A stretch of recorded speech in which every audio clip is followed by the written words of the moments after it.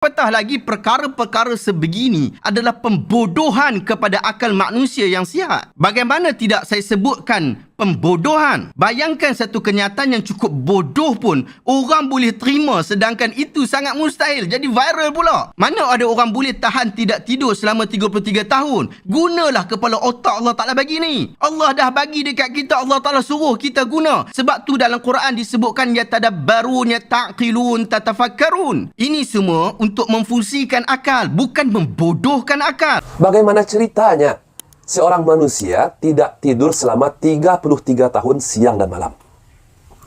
Atau jangan-jangan Habib ini robot, teman-teman, mesin. Inilah yang saya sebut dengan kisah kurafat, melebihi Nabi kita Nabi Muhammad SAW. Ikuti para ulama, ikuti para as-salafun as-salih, ikuti para ulama-ulama salaf, amal mereka, ibadah mereka, waraknya mereka, khaufnya mereka, kamu ikuti. Walaupun kita tidak bisa mengikuti sepenuhnya. Siapa yang bisa mengikuti sepenuhnya amalan beliau-beliau? Kamu nggak bisa mengikuti sepenuhnya.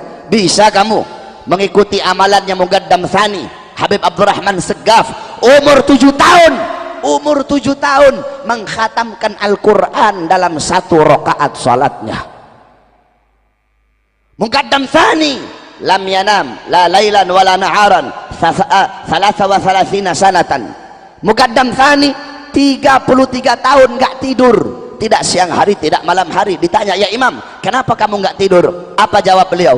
Bagaimana saya bisa tidur? Melihat ke kanan sorga, melihat ke kiri neraka, melihat ke atas dan keindahan syurga. Lihat belah kiri pula, nampak neraka serta isinya. Mari kita beri ulasan berkaitan tentang isu ni. Sahabat-sahabat, ini adalah cerita-cerita merapu yang bertujuan untuk mengangkat orang soleh secara berlebih-lebihan. Orang soleh mungkin Habib Abdul Rahman tu tak ada kaitan dengan cerita kita, tetapi yang melebih-lebih ni, ini yang selalu jadi masalah. Dalam agama kita ni, Nabi Muhammad adalah manusia yang paling mulia dan paling diagungkan. Pun begitu, kita tak dibenarkan untuk berlebih-lebihan mengangkat baginda Nabi SAW.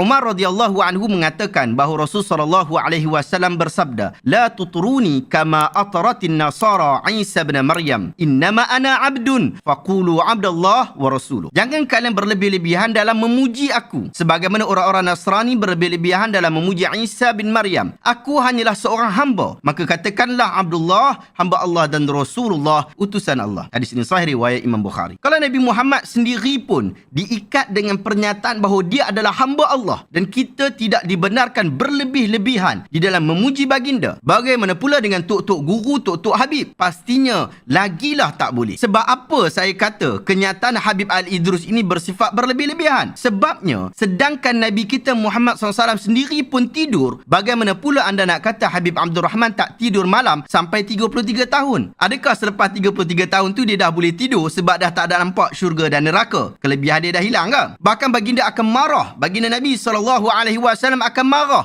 kalau ada daripada kalangan sahabatnya yang mahu beribadah sepanjang malam tapi tak tidur. Pernah ada sahabat kata, aku akan solat sepanjang malam tak nak tidur. Ada yang kata, aku akan puasa sepanjang tahun sampai 1 hari pun aku tak puasa, tak ada 1 hari pun aku tak puasa. Dan ada juga yang kata, aku tak mau kahwin sebab nak membujang supaya lebih mudah beribadah kepada Allah. Nabi tegur, Nabi kata, antumul ladhina qultum kadha wa kadha, amma wallahi inni la akhsyakum lillah wa atqakum lahu, lakinni asumu wa uftir wa usalli wa arqud wa atazawwaju nisa, faman raghiba an sunnati falaysa minni. Kamu yang kata itu dan ini, demi Allah, aku adalah manusia yang paling takutkan Allah dan paling bertakwa kepada Allah. Pun begitu, aku ini sendiri ada hari aku puasa sunat, ada hari aku tak puasa, ada waktu aku salat malam, ada waktu aku tidur. Aku juga berkahwin dengan wanita. Oleh itu, sesiapa yang tak suka dengan cara hidup aku, maka dia tak termasuk dalam umat aku. Hadis ini sahih riwayat Imam Al-Bukhari. Dan hadis ini Nabi dah bagi tahu dekat kita bahawa tak ada orang yang lebih takutkan Allah, lebih baik amalannya, lebih dekat dengan Allah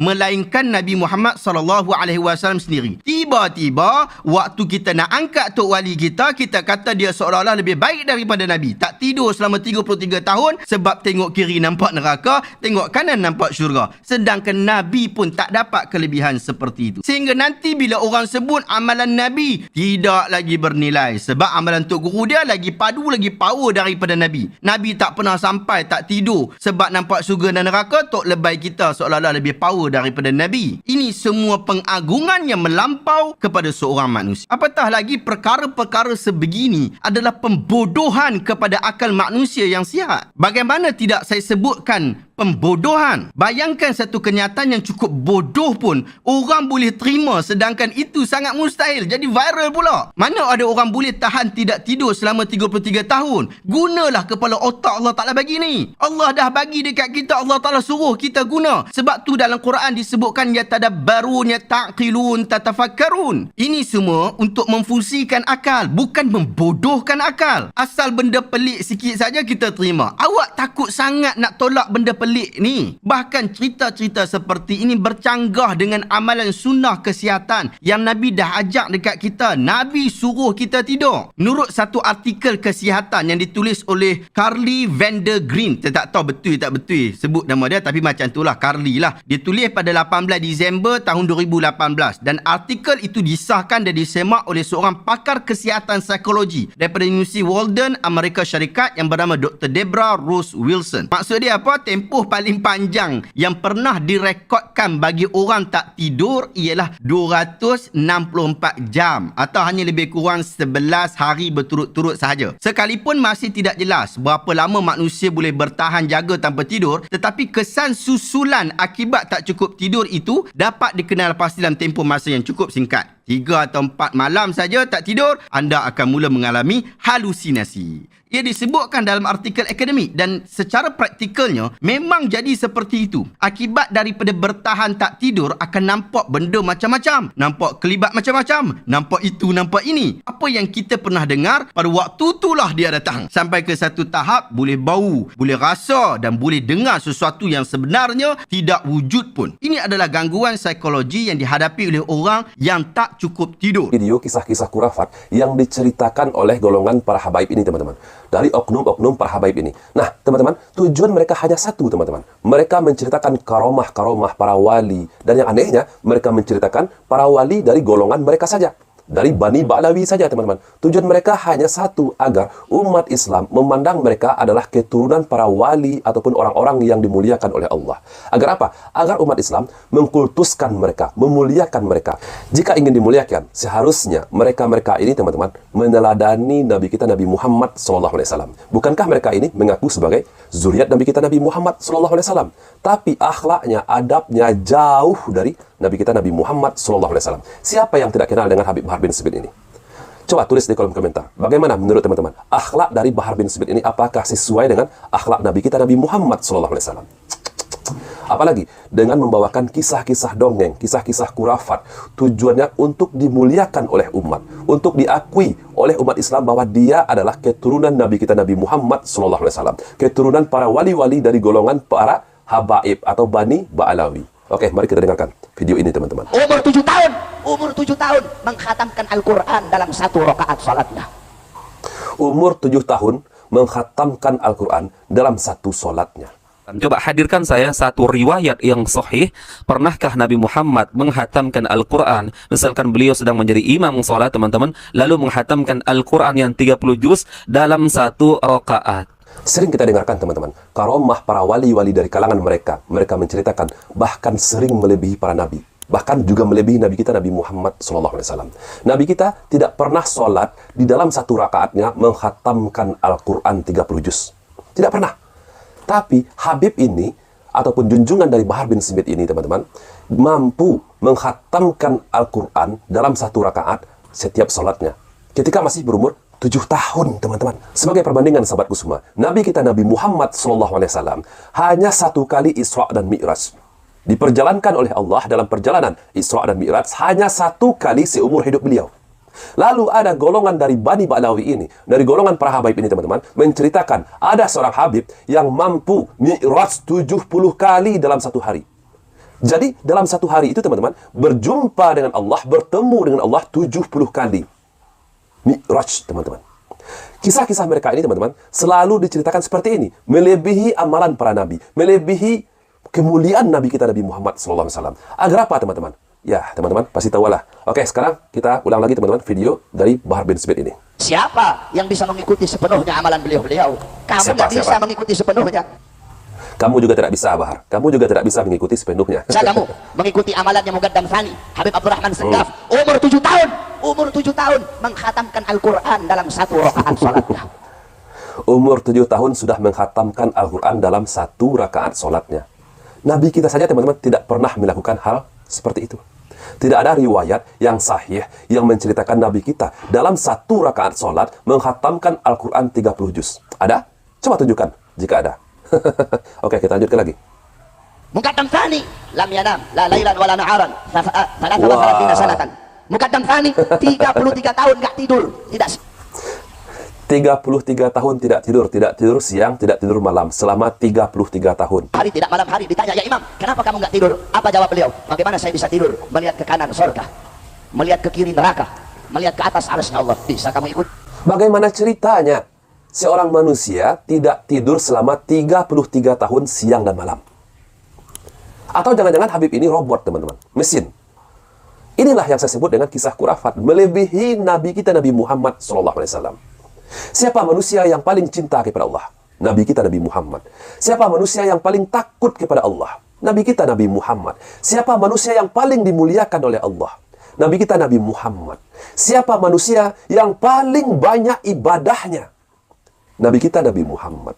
Pernahkah kita mendengarkan di dalam riwayat Nabi kita tidak tidur selama 1 tahun? Atau 10 tahun?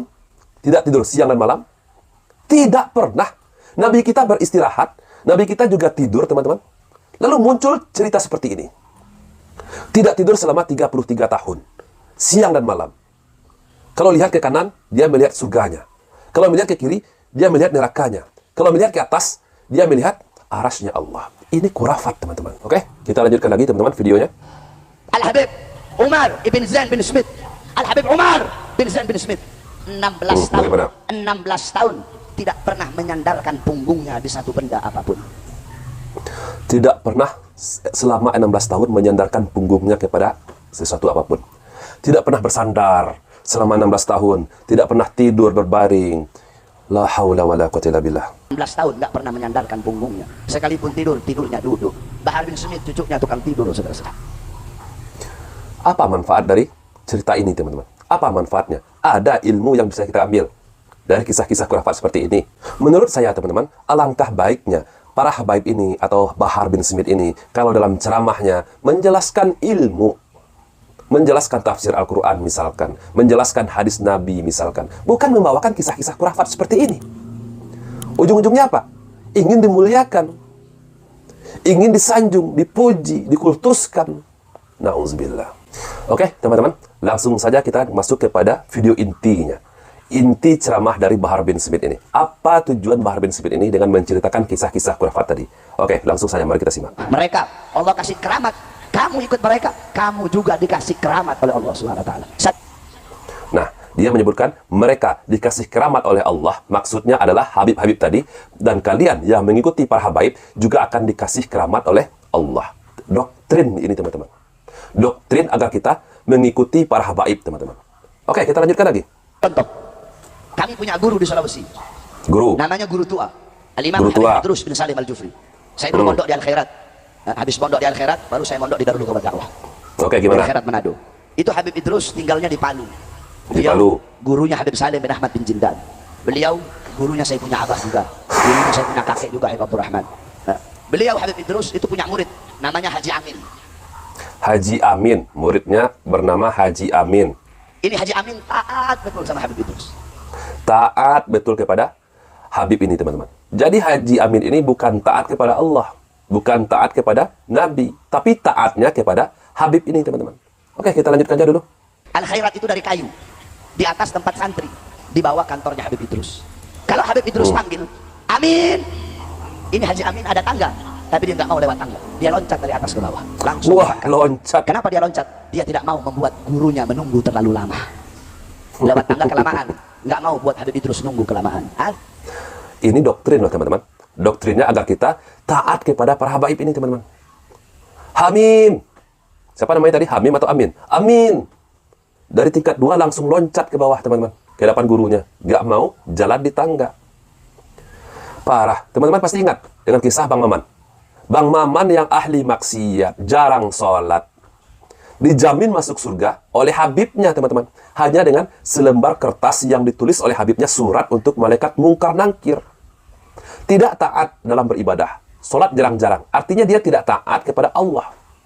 Ahli maksiat.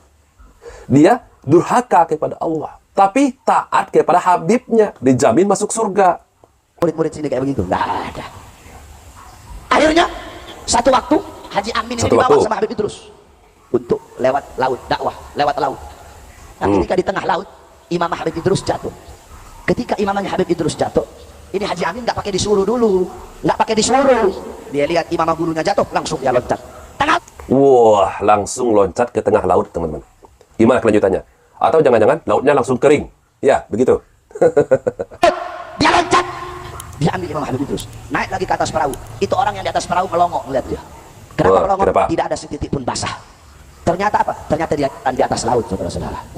Berjalan di atas laut. Bukan orang alim, bukan wali dia. Dia bukan wali, dia bukan orang alim.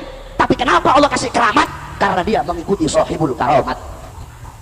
Ini doktrinnya, teman-teman. Dia bukan wali, Haji Amin ini, teman-teman. Bukan ahli ibadah. Bukan wali, orang biasa, teman-teman. Tapi kenapa? Mendapatkan keramat. Karena taat kepada Habibnya. Patuh kepada Habibnya. Dipanggil, Amin. Dari tingkat 2 langsung loncat ke bawah. Padahal tangga ada. Pola ceramah mereka ini, teman-teman, sangat mudah sekali kita baca. Kalau teman-teman sudah mengerti polanya, pertama, mereka akan menceritakan karomah-karomah para wali dari kalangan mereka. Kesaktian dari kalangan mereka. Ada yang bisa keluar masuk surga, ada yang bisa menghidupkan orang mati, ada yang bisa terbang ke langit, dan macam-macam. Ada yang bisa mengeluarkan rantai emas dari langit. Nah, setelah diceritakan, teman-teman, nanti akan didoktrin, akan dikisahkan pula ada murid dari mereka. Dari orang-orang sakti ini. Lalu murid ini juga akan mendapatkan keramat dari Allah. Dan bahkan dijamin masuk surga, walaupun ahli maksiat. Jarang ibadah, tapi karena cinta kepada Habib-Habib yang sakti ini, teman-teman, maka Allah berikan semuanya, walaupun tidak taat sekalipun kepada Allah. Dan inilah doktrin yang ingin ditanamkan oleh mereka, oleh golongan para habaib. Kebanyakan di Indonesia ini seperti ini ceramah mereka, teman-teman. Nauzubillah. Agar kita umat Islam hulu terhadap mereka, mencintai mereka secara berlebih-lebihan.